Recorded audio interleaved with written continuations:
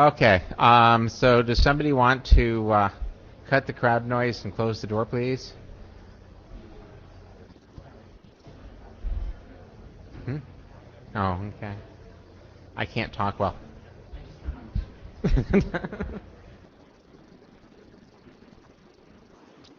So, welcome to the JOSE Working Group. Hopefully this is the last time we see all of you people as the JOSE Working Group. I'd love to become an ex-chair.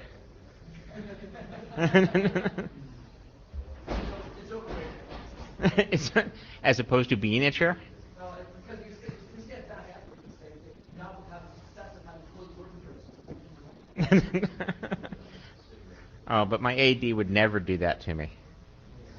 I'm sorry, am I late? No. I really tried. Oh my gosh, it's hard to get. So, standard no-well applies to this meeting. The information which you would normally find on our charter page is here. Document statuses. So all of the documents which are actually in our purview to have been written. They have all gone to the RSC editor. There are currently 2 drafts which are in the edit state, and all of the rest of the drafts are actually in the rest state, waiting for those 2 drafts to get finished. So, with any luck, we'll actually be able to get into Auth 48 and out of Auth 48 by, if not the middle of April, the end of April. The agenda. We'll finish the administrative stuff. We'll talk about the 2 documents which we have, which are doing COSI. We'll have some discussion about COSI after that. And then as time permits, we will have a presentation from Mike about his key managed signatures, and potentially talk a little bit. The one thing that's currently hot on the list is people still want to have some form of clear message signatures, and we'll see if there's anybody who thinks that they really need to do that or not. And I'm not expecting to see any activity. The one issue that we currently have on the thumb draft document, or the thumbprint document, which was requested for input during last call, but we didn't actually receive any from anybody, is the thumbprint draft is currently on standards track. Given that it's no longer actually defining any things which are going to be actively and immediately used, such as header parameters, but just defines an algorithm for how to do something, there is a question of should we move it down from standards track to informational track. So if anybody wants to express an opinion on that, we'd love to hear it.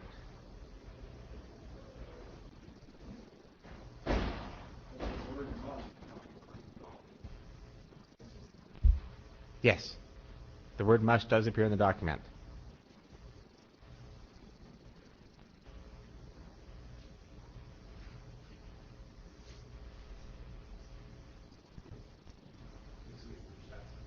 Huh?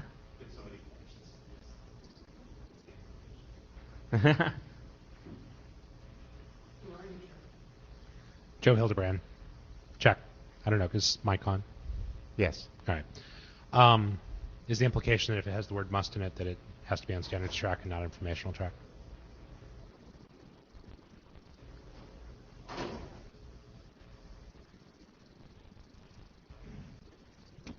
Carrie Lynn, no, not necessarily, but if this is required anywhere, then it just seems like it should potentially be on a standards track. I mean, I'm new here, so I'm just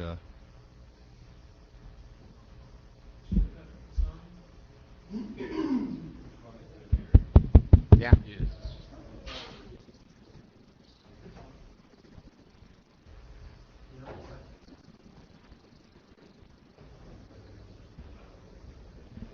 Matt Miller. You know,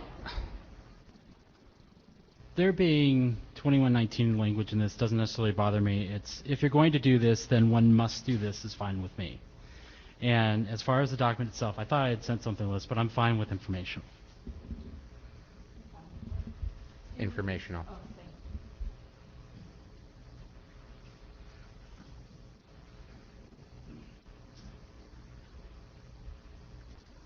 thanks. Mike Jones, Microsoft. I know of one other standards document in another body that would take a normative reference to it, should we finish it. I don't think either status would prevent that from happening. I'm more curious what the standard IETF practice is for just making this decision, and I'm fine either way. Just follow what we would normally do. We're doing it right now.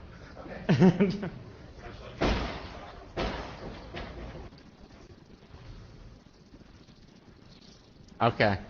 So we'll take the input that we have received. If anyone else wants to give us additional input, we'll take that under advisement. And as soon as we get it pushed up to the AD, we will have a decision as part of that process.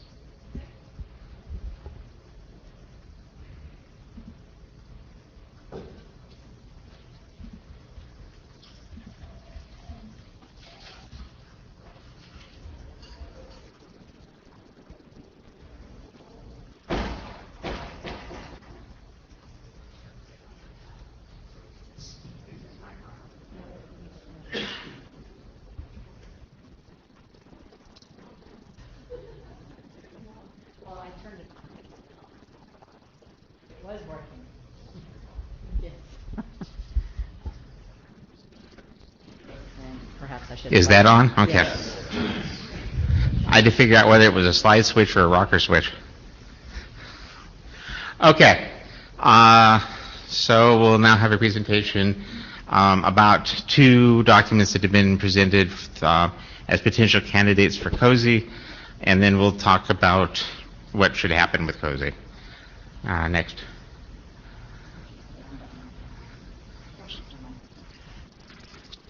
So what we're looking at is the two specifications we have basically said there's a large parts of the Jose world that we want to keep, but there are some things that we're willing to say are going to change.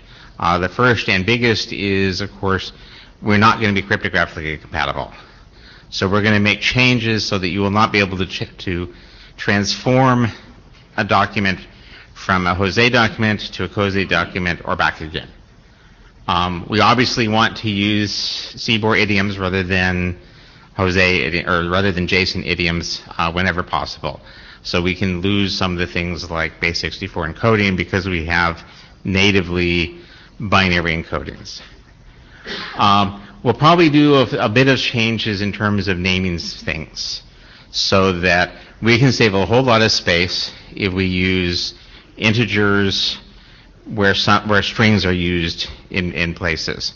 There are going to be some places where we'll keep strings, some places where we'll probably swap strings to be integers, just because it compresses everything down. There are, however, things that we will want to reuse. We're going to basically use the same algorithm registry. We may add some algorithms to that registry. In fact, we almost certainly will add some algorithms to that registry. But we're actually going to keep the same algorithms structure where we can. We're going to keep the header parameter registry. So basically, the things that we get defined into COSI for things like core will actually be available for anyone who's using Jose stuff as well. For example, it's quite possible that the sequence number which they're talking about having for replay will be useful in some various algorithms that are various places that are currently using Jose for some reason, various reasons. And we're also going to try to keep some of the basic paradigms. So, in terms of how you structure things, that's going to tend to stay pretty much similar. Next. So Karsten produced a document which is out there. And he basically took the simplistic approach. That is, we're going to keep almost all of the structure that is currently there in Jose, and just replace it with CBOR. So basically you start by, any place where you have binary data, you actually use a binary encoding, you don't use base64 encoding. We obviously use CBOR rather than JSON for actually doing the encoding. We use integers for map names in a large number of places, but not necessarily everywhere. And we're encoding using maps and arrays in places where we might use periods. His original document actually continued to use maps, but it's easy enough to change it into using periods in a lot of arrays in a lot of places. Joe Hildebrand. So for people who haven't done much CBOR, it's useful to explain this whole integers as map names thing. So in JSON, the keys in the key value pair are always strings. In CBOR, basically any type can be on that left-hand side. And there's this sort of emerging kind of sort of approach in the CBOR world that if you've got a small number of keys that are well enumerated, you can instead use small integers that take up a single byte in their encoding. And you can use both negative integers and positive integers for that. And if they're less than 23, so you get sort of 46-ish of these things, plus or minus one. Then you've got a good number of keys that basically you can put into a registry of some kind, and you can, in the same map, also use strings as keys. So it allows you to do extensions without having to register them. So the sort of the cool way of doing it is you register all the ones you think you're going to use, and then allow people to use strings for whatever else they want to use. We could decide whether that was an approach we wanted to use here or not, but that seems to have worked, at least conceptually, in some other protocols. And even if you overflow that small 46 number of things, you go up to 256 bytes, you're basically still looking at using 2 bytes for that. So I mean that's the same as using 1 character. Okay. So this is what an encoding looks like using the diagnostic dump. That's much easier to read than using the hex dump, even though I'm sure there's way too much information in there for anyone to actually want to read. Pick up the slides later if you're actually interested. This is actually an encoding of, it must be 2 signatures. Okay. So the document that I wrote uses a lot of the same approach. We're using CBOR, we're using binary at base 64. I've actually went ahead and replaced several of the maps with arrays. So we keep maps for headers, but we use arrays for all the external structures for what the signature is, what the signature data is, recipient structure, the encrypted structure. I actually, because I'm a firm believer in it, separated signatures and MACs. I don't believe they're the same thing. Plus, for MACs, we want to actually be able to do recipient stuff so we can actually do key management with it. I did that long before the draft came out that Mike did for key management with JWS.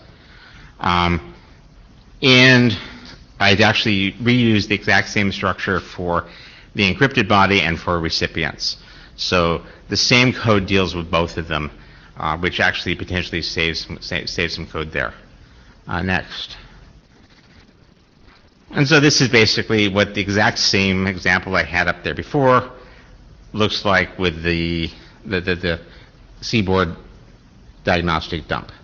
And you really aren't going to see that many things. There's some extra nulls in there and some places where curly braces turned into square brackets. I'm not actually going to go through the structure of what my stuff looks like. It's in the slides. It's also in the draft.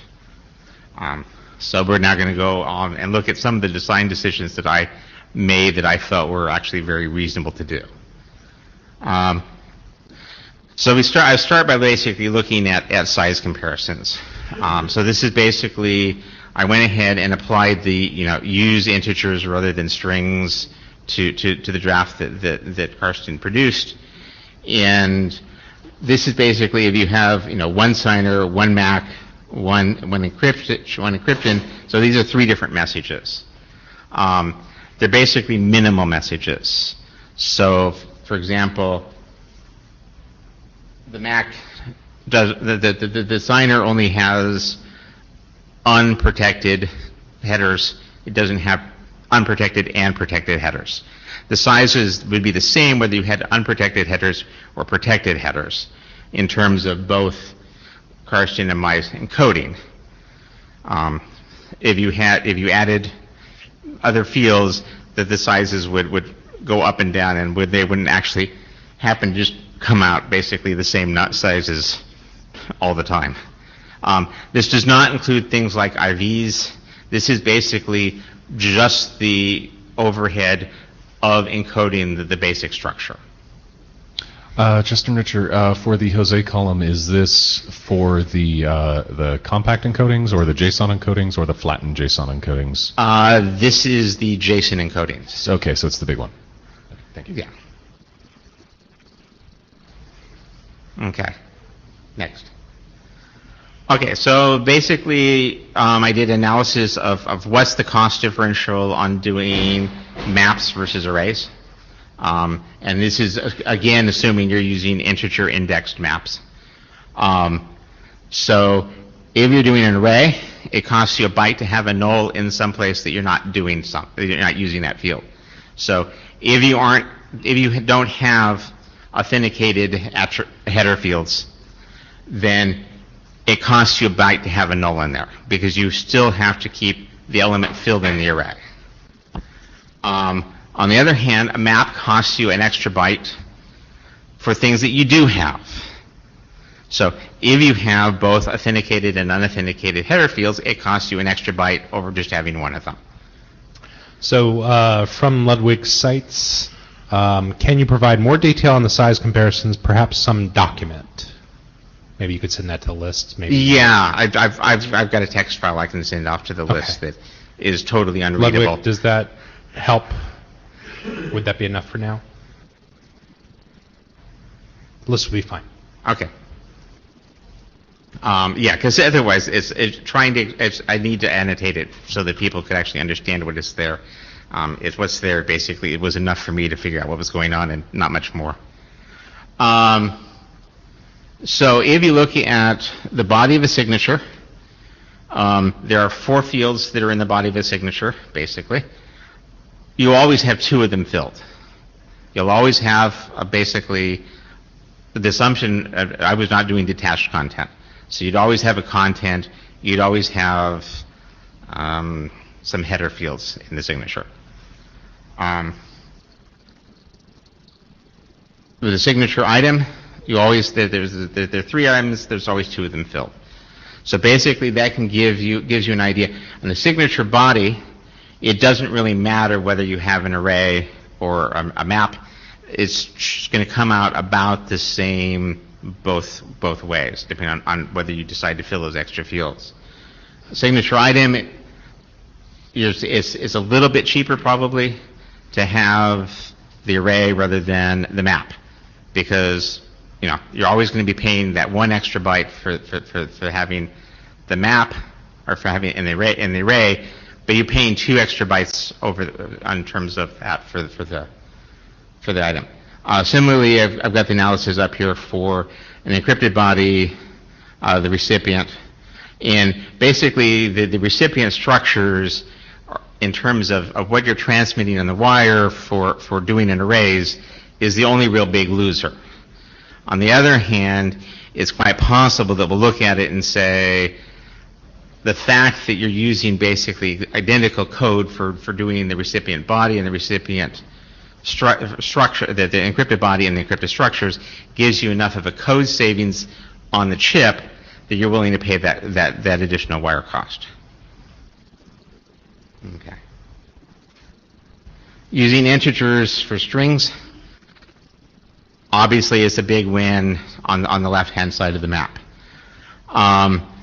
But it's possible we could actually do some of the same substitution on the right-hand side of the map. So we could assign integers for algorithm names. Big win. The one issue that comes up that we're going to potentially have to deal with in some way is implementations may have to be able to deal with having either the string value or the integer value there. So it's like, I know I can always send the integer value, but I may receive the string value because I'm receiving it from someone who doesn't produce that yet. Because they rolled it out before we assign, they rolled the string out before we assign them the number. It may actually be in that case you have to send them the string. I don't know. So that's actually something this we need to think about in terms of as we move forward and we add new extension things and we assign numbers to them, what happens in terms of do we actually assign numbers? How soon, how quickly do we need to assign numbers? Do we need to set up an early number assignment process so that we don't get the strings rolled out instead of the integers? Next. One of the things that I did in the array structure is I went ahead and assigned an element in the base array to say this is what the type of the structure is. I did not try to do any sort of fancy, I'm going to infer the type based upon something else. Karsten suggested that we could potentially actually assign some CBOR tags to identify what the structure types are. Looking at it, I think that it's actually a wash in terms of size, because I've got 1 byte for inside the array to say this is what the type of the structure is, or I've got 1 byte outside the array which says this is the tag for that type of structure. So it's not. Obviously, you don't need that if you stick with the mapping version, because you can use a similar sort of analysis that's currently done for Jose to say whether something is a signature or an encrypted thing. So the tags are most useful if these structures actually might mix with some other structures in some place. So you would have the tag right on the outside and would be able to find out, is this even considered or is it something completely different? Yes.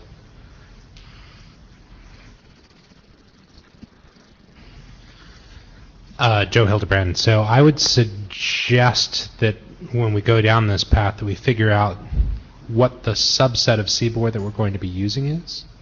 So for example, we might not need floats for this work, in which case the thing that I'm using to parse this doesn't need to include all the float parsing. Yeah, so it saves 100 bytes, which is nice. And I also probably wouldn't want to do the streaming bits, for example. And the next thing that's right on the lip of that would be tags for me. And what I found with tags so far is that they're useful when I want to create a particular data type on receiving. So I want to tag the thing as a date so that I create a date object instead of creating a string object. We may or may not have any of that where that sort of syntax level of creating the right object is as important to us. We may know all the types ahead of time. Right. If that's the case, yes. then we don't need the tags necessarily. Right. And one of the questions on that basically becomes, is this always going to be a top level object, or are they going to get embedded into something? Mm-hmm. So that, for example, if you do, an encrypted thing which is also a signed thing, it could become very useful when you look at the payload at that point to say this is what it is, as opposed to having to figure out what the payload is from something else.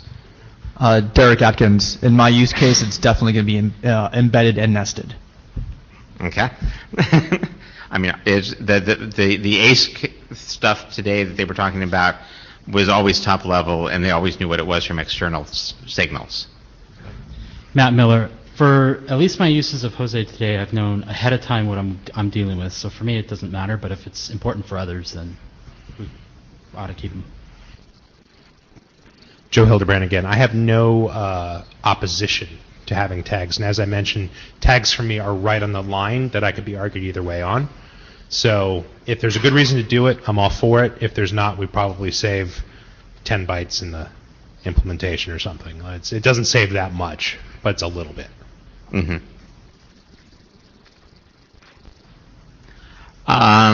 So I separated the max structure and the signature structures, as I said. It's easier to discuss the security properties of what you're doing if max and signatures aren't put in the same pot.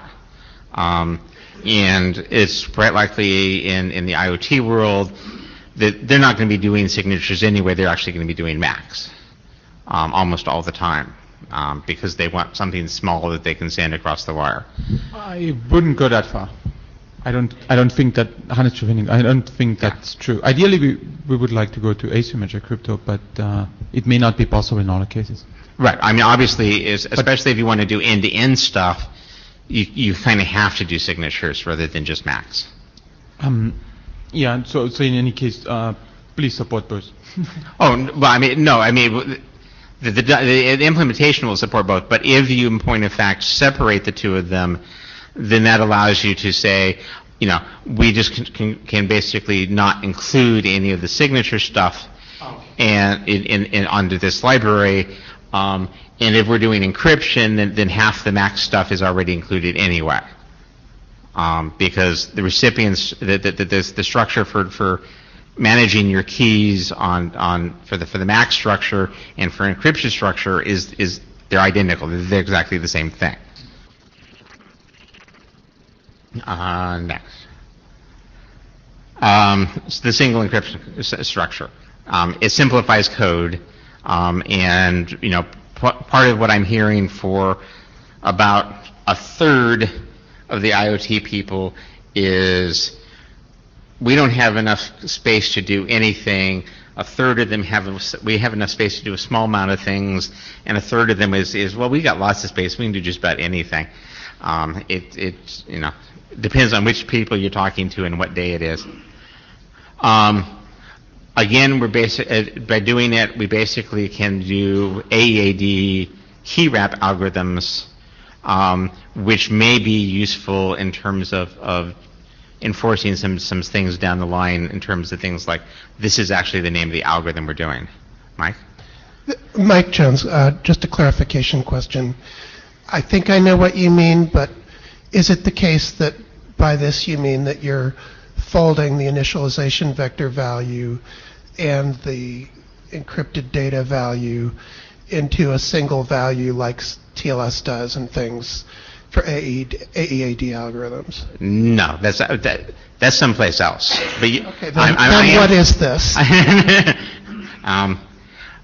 One of the other thing that it allows for is at some point in the future we can move from the composite algorithm set to a Chinese menu algorithm set.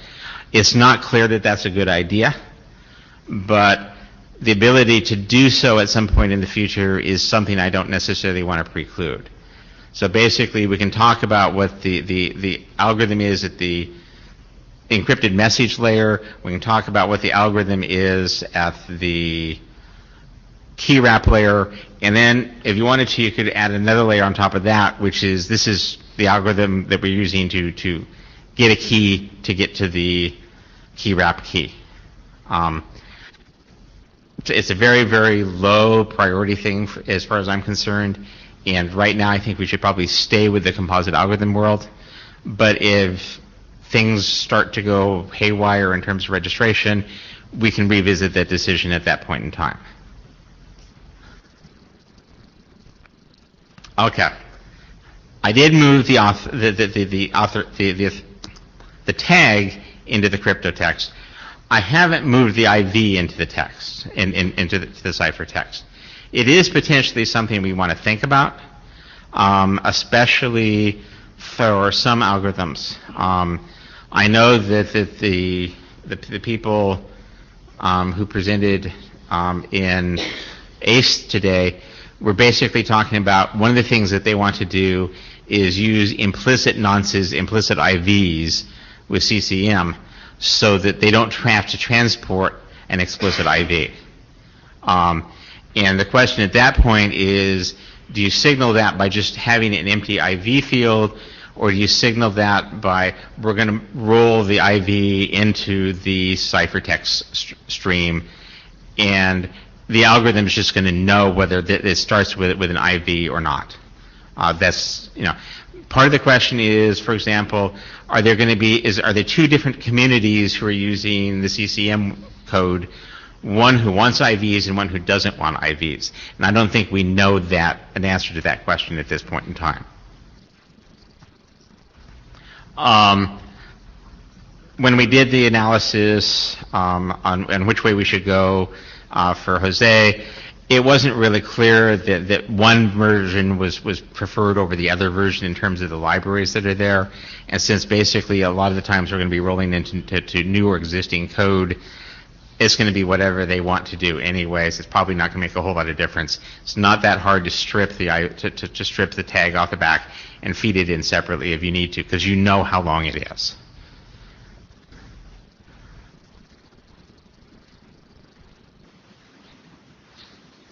You pushed a button.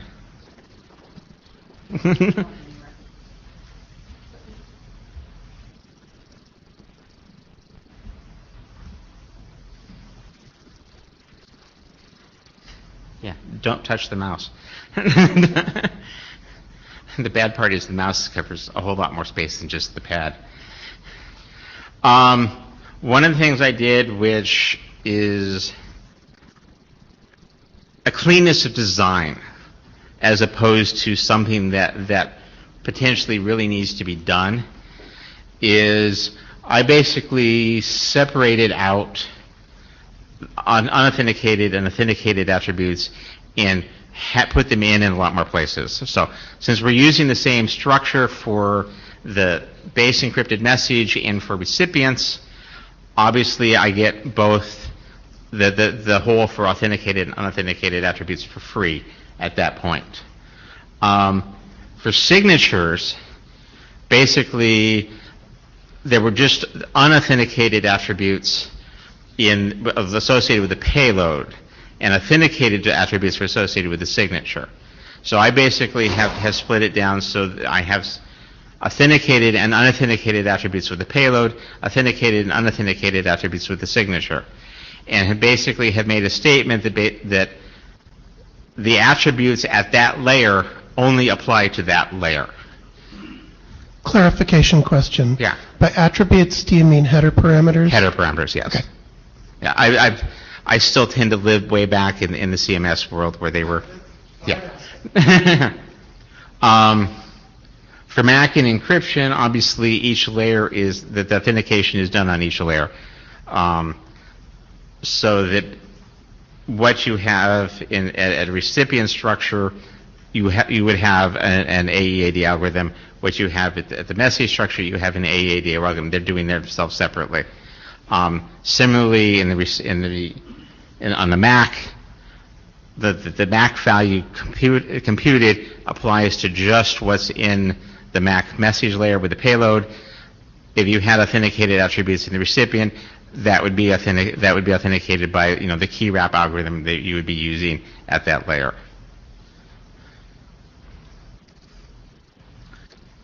Changes. Okay, I already talked about.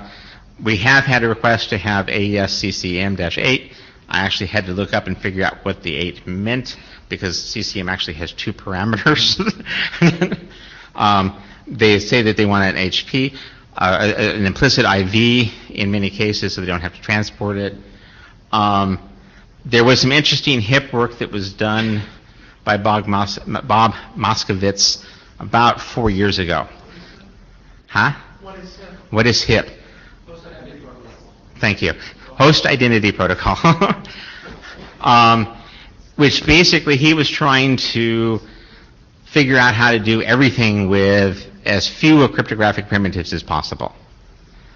And he got to the point where it's like he had AES only in encrypt mode. Well, if you do GCM, CCM, you're fine on that because that's all you need because you're doing counter plus CBC.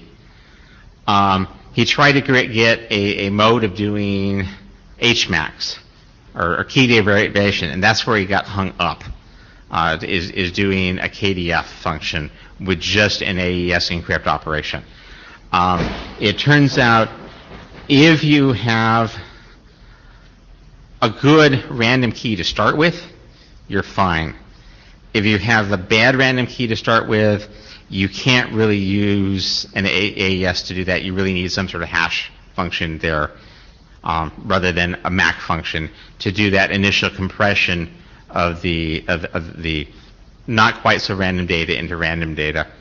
And of course, we're kind of assuming that you would also additionally potentially have an elliptic curve if you wanted to do something more than a shared secret key management technique, because it's just smaller on the wire. So, now we go back to being a chair. Now we have some interesting discussion questions. So the first question is, how many people are actually interested in working on this?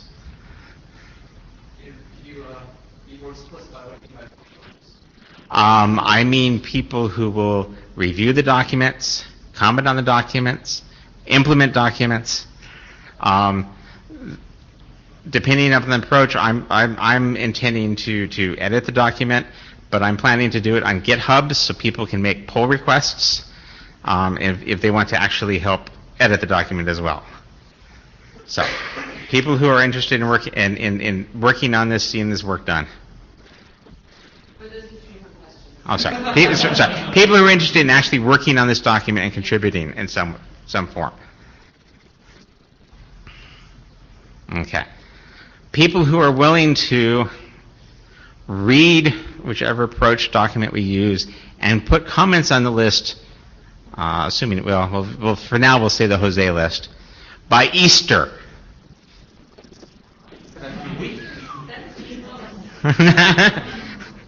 You got the plane flight home. No, they need a little more time than that. Huh? But that's in a week. Yes, that's in a week. Yeah, no. We need a little bit more reasonable deadline than that. I'm looking at how many people are really, really eager to get work done, as opposed to just I want to get work done. It was just kind of curious. We've got two approaches. We've got Carson's document and we've got my document. Both of them are probably reasonable starting places. My document has quite a bit more changes from the Jose document than what Carson's does. And I don't know how much of that people actually have stomach for. So let's discuss which document you think is probably a better starting point. Wait a second. I'm sorry. I missed part of the last question. So, well, Be my guest. I'm not even sure it belongs in Jose. I'm Kathleen Moriarty, AD. So it's not in your charter. This is of interest. That's the next question. I'm perfectly willing to flip them. That's fine. Yeah, so it's not in the charter. Even just this week, and we're only on Tuesday, I've been in two different sessions where this would be of interest. One was RADX, and the other was ACE. ACE even came up with a generalized thing because this wasn't ready yet, but the working group didn't adopt it. And I think if it was done outside of the working group, that actually could make a difference for them, because then they could reference this cozy method implementation, whatever you want to call it, and just incorporate that in the draft that they were talking about. I think it would be important to split it out because these other groups are interested, and I don't know that people will notice that the work is being done in Jose, right? I think it's different enough that with the IoT focus on it, doing a short working group to stand up to get this done and get the right attention on it, so the ACE people get in the room that are interested, so RADx folks get in the room that are interested, and they have applications that could be using this on GSMA and other things. So I don't know, I think it might be important enough to split it out, but if that happens, I'd want to see it done very quickly, and I think I'd like to get the sense of, can we do that and get the momentum to do that with a new charter as opposed to amending this one even before the next meeting, because people need this now. Okay, don't go away. Don't go away. Stay put. So, She's not going anywhere. Joe? So, Joe. So I have a couple questions on that in terms of how fast we can spin things up. So if you ask for it, we can have a new mailing list tomorrow. Yes. If we bring up a mailing list and start charter discussions and do this in parallel, is that acceptable? I would like you to start that right away. And even when I was sitting listening to this this entire presentation, you have different design decisions from Jose. Making some of those and the requirements clear, Hannes had raised some particular requirements in your new charter for COSI would make a lot of sense. And you're obviously an author of a document, so you being the chair wouldn't be a good thing. So this switch, I think, would be good for lots of different reasons, and there's probably more that I'm not even mentioning. But yeah, I don't see a problem if the energy is there. You get a charter done with having one ready for Prague, especially with the emphasis from ACE. Like in the room, ACE, a lot of the folks said, I'm in the room because I need to see this done, and they're really interested in the space.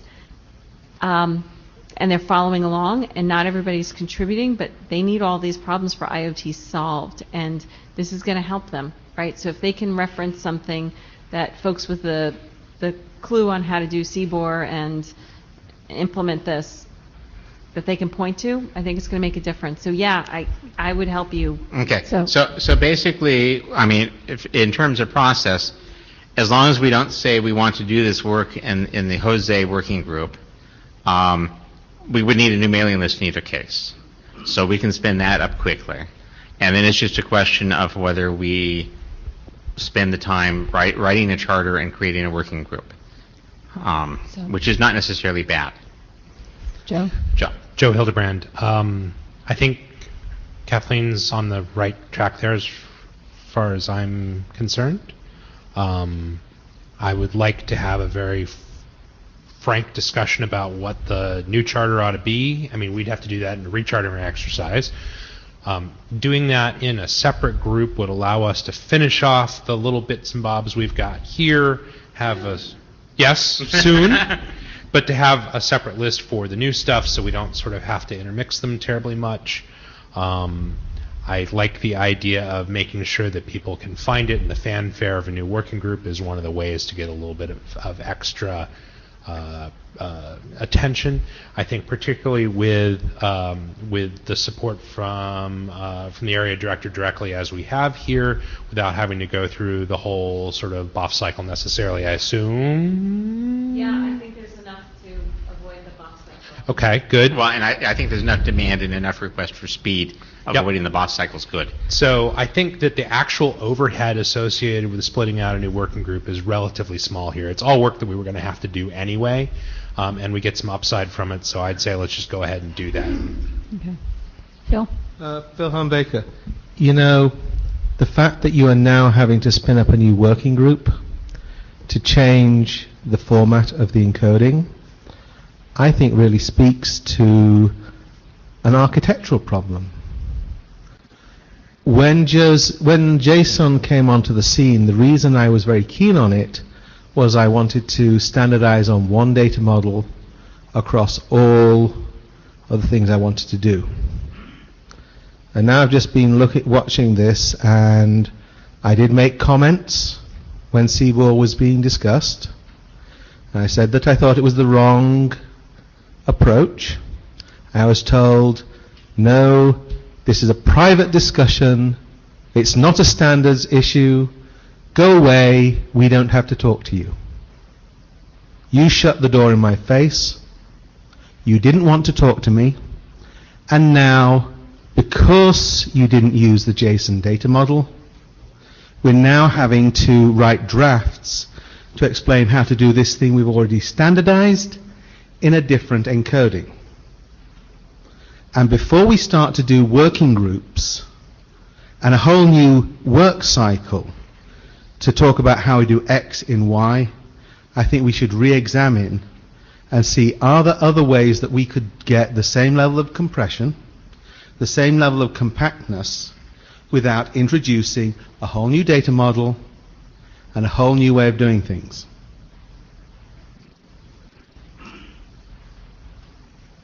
Are you going to answer that or ask me a question? So if you have proposals, I would get those in right away.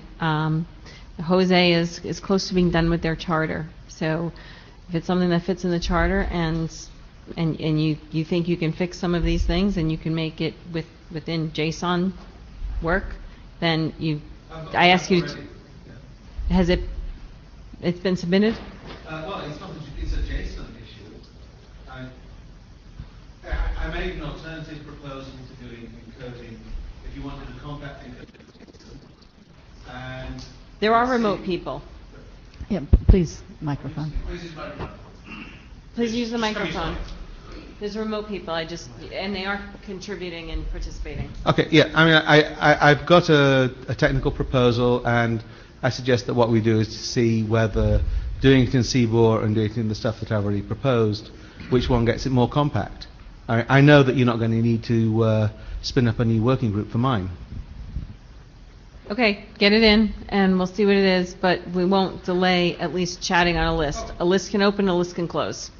Can you do me a favor and post the name of the draft to Jabber? Joe Hildebrand. Well, either that or to me, one of the two. So one of the proposals is a relatively straight porting with no semantic changes and might not require a new working group depending upon how we approached it.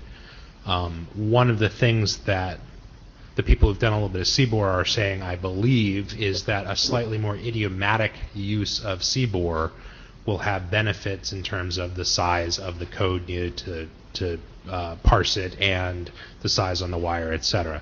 So those changes into the idioms of the syntax, the target syntax, are the things that probably sort of move this, for me anyway, into being a little more CBOR specific and making sure we've got those people in the room, etc. So that's, for me, I don't see that as an architecture issue necessarily with Jose. I see this as an issue with trying to do the best CBOR that we can for the target audience. Mike Jones, I've read both drafts in detail. I think there's great things to take from both of them. I like that Karsten did basically a literal re-encoding. I like that Jim substituted arrays for maps in places where that made sense. I'll note that in some sense that's what we did with the compact encodings. We had arrays where the array delimiters were actually periods rather than using JSON. So if I had a preference, I would start with Karsten's draft but applying the array changes. At a meta level, I do think and Joe and I had talked about this and Karsten, that it's pretty critical if this is going to happen fast, that we have the meta discussion about what kinds of changes to Jose do we want to entertain and decide them up front, rather than sort of relitigating every decision throughout the process. If we do that, we could end up 3-4 years like we have here, and I think that's not what anybody wants. Matt Miller. I agree that I think we need to, be very upfront and very quick and very concise on what our requirements are. I do have a personal preference that we unify our key management model, but it would be good to have this stuff done quickly. However, I don't want us to be rushing to get something done and have to come back later and fix it.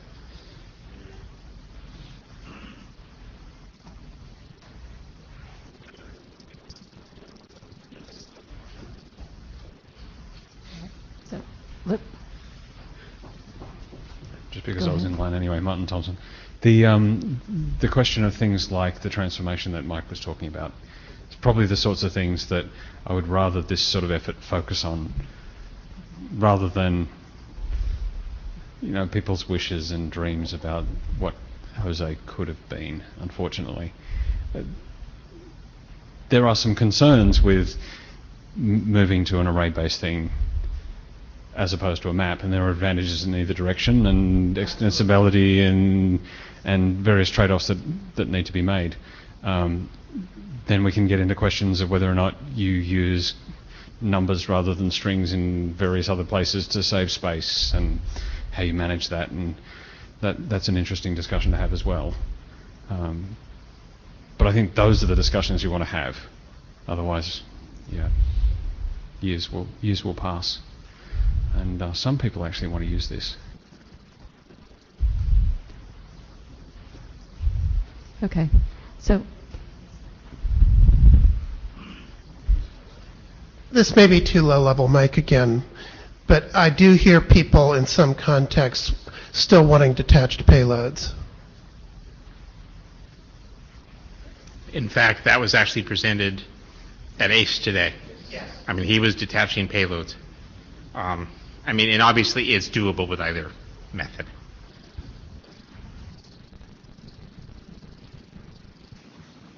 I was just seeing where we were. Yep, So it is 6:22 at this point, so we have 8 minutes left. So I don't think we really want to discuss in detail missing features or controversial features. Okay. Kathleen, do we want to have do we want to nominate somebody to take initial cut at a charter, or a small set of people to do an initial cut at a charter? Nominate, or people, do they want to volunteer? And, you know, we're going in a couple of tracks here, right? So from Martin and Phil, there are some things in Jose that maybe they think get fixed. So if they want to do proposals, that's one separate thing. That's Jose, and then folks. Obviously, we're going to go to the list for full discussion. It's just an initial cut is always looking at this in terms of what sorts of things we want to put in. Just had to divide those things, that there's two tracks going on here. So just to clarify, the people that want to make changes and think this can be done in Jose, start the discussion on the Jose list. We're still opening up a Jose list to discuss potential charter, separate list. Yes, cozy. Unless there's objections to that. I heard two folks saying we could do this here, and most people are supporting. I mean, and we can open up a list and close it, right? So I think doing this in the cozy list would be good. All right. So can I see a show of hands of people who are willing to start charter discussions on a cozy list? Okay. So I think the conclusion of this conversation then is people that have proposals that need to go to Jose need to get those in very soon. And as soon as the cozy list is up, it'll be announced. And is there one or two people that want to do a first cut at a charter? I'll do that with you if it's this week.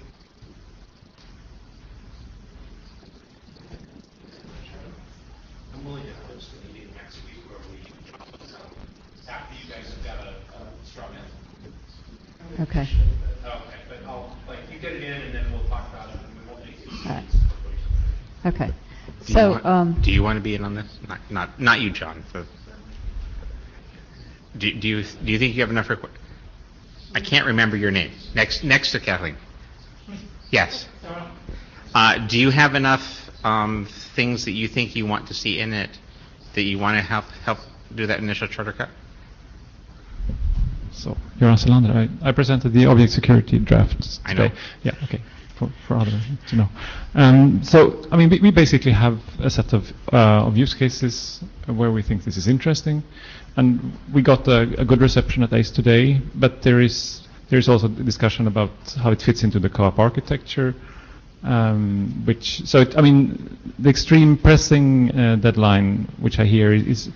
We don't need it tomorrow, but we'd like to not end up in a couple of years ahead. Right.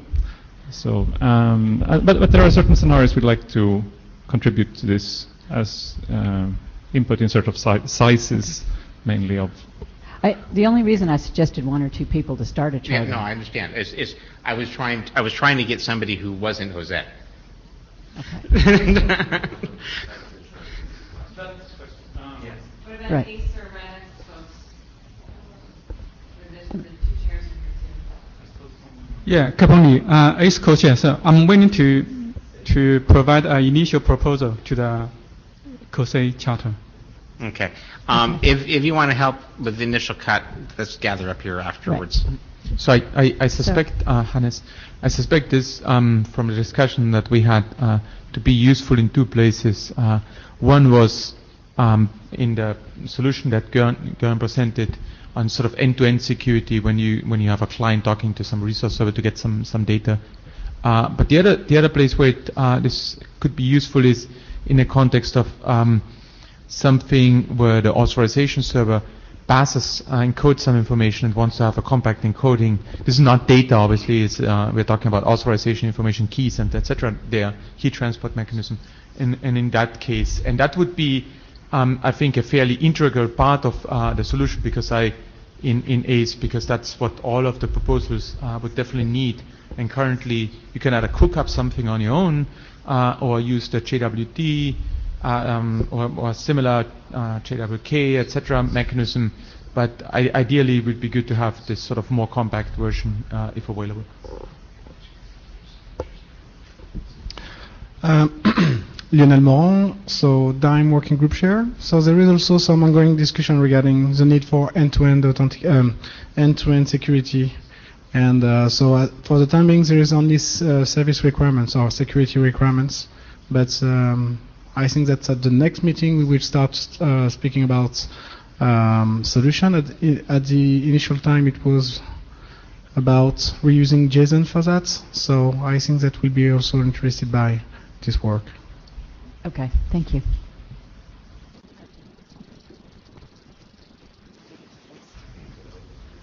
All right, so I'm assuming you're not asking. we have we had one item on the list for as time permits, but Mike, we only have about 2 minutes, so I don't know. Do you want to just? I guess okay. I'll just say there's a PowerPoint, or actually a PDF, which is now in the meeting materials. I encourage people to read it. I'm not going to go through it. The one, actually go to the next to last slide. Part of why I did this was to try that one, to try to think about what lessons we might take from the Jose exercise that we might pull into the Jose exercise should we do it. And one of them that I agree with Jim on is that if we were not to have overloaded ALG in the way we did, some of the structures would be cleaner and you'd get more code reuse. I have no problem with that. And that was the lesson. There's a completely separate question, which is whether people are interested in a way they weren't before in having key management for Macs. And I really don't have an opinion in that. I just wanted to get down for the record while we still had a working group how I would reuse stuff were we to decide to do that. And I'm not presupposing a decision. That's probably a good list question, and I don't have an opinion. Okay, so if everybody could read Mike's draft and take a look at his slides and post any comments to the mailing list, that would be helpful. Anything else from the floor? With 1 minute to spare. Yeah, there's an Acme BOF that's And one of the things that's happening is that we're starting to use JSON and JOSE possibly in applications. And so we're starting to find issues when we're trying to apply it. One of the things we'd quite like is a direct encoding, a direct in serialization that doesn't involve base 64. Because if I'm reading through a draft, I do not want to be reading examples that are base 64 encoded of what I want to look at. So I have written a draft. It's out there, Hallam Baker, JSON, unencoded. It's only a page of actual meat, but the question will be whether we'd want to do it in JOSE or possibly in Acme or somewhere else if JOSE closes. Can you send a link to that to the mailing list, please? Mike? I was actually just going to support Phil in the sense that I do hear people coming up to me saying, I have a payload that I have a way to transmit without it changing. How can I do a sign without doing the base 64? I think there could be a one-page draft that we could do that would do that as an extension, even though we chose not to do that before. And I think we should at least have that discussion on the list before we close the group. It's definitely a Jose extension. It's not a different thing. Okay. Again, anything like that needs to get onto the list shortly before. 5 minutes ago. All right, so at 6:31, anything else? If you haven't signed the blue sheet, please come up and do so at the front of the room. Thank you very much. I think this is the first warm room I've been in all week.